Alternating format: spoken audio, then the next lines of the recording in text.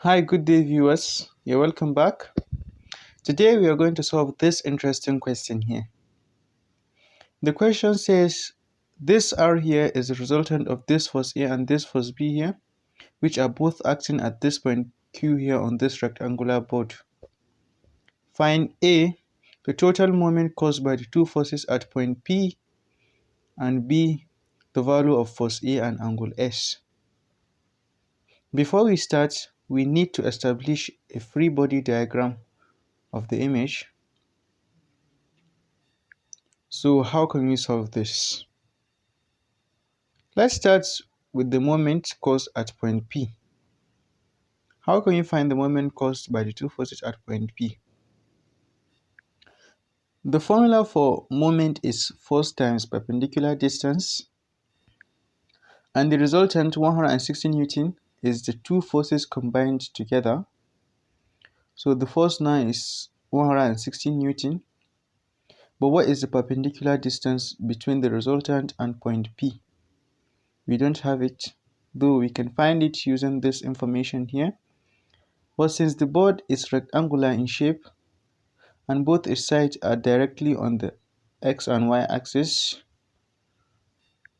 we can use the Varignum theorem by adding the moment caused by the x component of resultant 160 Newton and the moment caused by the y component of 160 Newton with respect to the direction of rotation. So what is the moment caused by the x component? The moment caused by the x component is the x component times the vertical distance.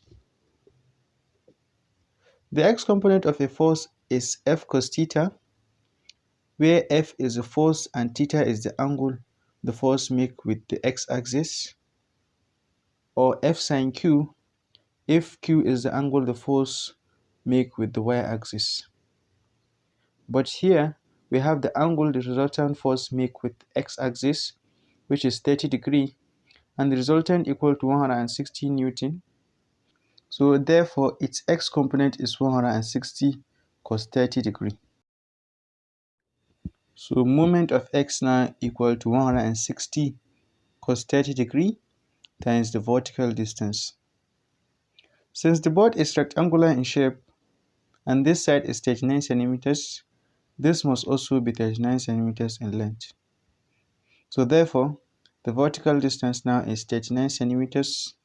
Now moment of x is 160 cos 30 degrees times 39, which is 5,403.9985. So therefore, moment of x equal to 5,403.9985 Newton centimeters. So what is the moment caused by the y component of the resultant? The moment caused by the y component is the y component times the horizontal distance.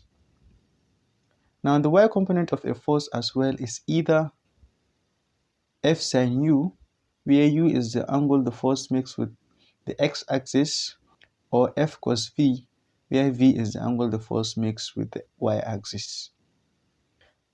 We can use this here because the angle formed by the resultant force and x-axis is 30 degrees. So substituting now, y component equal to 160 sin 30 degrees. Coming back here now, moment of y equal to 160 sin 30 times horizontal distance. So what is the horizontal distance? The horizontal distance is already here to be 50 centimeters. So now, moment caused by y equal to 160 sin 30 degrees times 50 centimeters. 160 sin 30 times 50 is 4,000. So now moment of y equal to 4,000 Newton centimeters. And we have moment of x here to be 5,403.9985 Newton per centimeters. Now the total moment caused by the two forces at point P is the summation of moment of x and moment of y. But before we do that, we have to consider the direction to which of x rotate the board and also the direction of y rotate the board. In rotation, we only have two directions, which are the clockwise direction and the anti-clockwise direction. So if we let the clockwise direction to be positive and the anti-clockwise to be the negative, taking a moment of x now, the force here is the same as the force acting here on the same line of force. And if the force is acting here, it is definitely going to rotate the board to this direction here, which is the clockwise direction. And therefore, the moment caused by the x component is positive.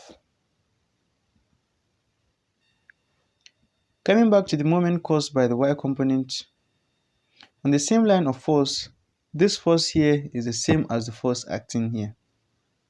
And any force acting here will cause a rotation in this direction, which is the anticlockwise direction. And the anticlockwise direction we have here is negative, and hence moment of y has a negative sign. If we add them up now to have the total moment at P, moment caused at P equal to moment caused by x minus moment caused by y.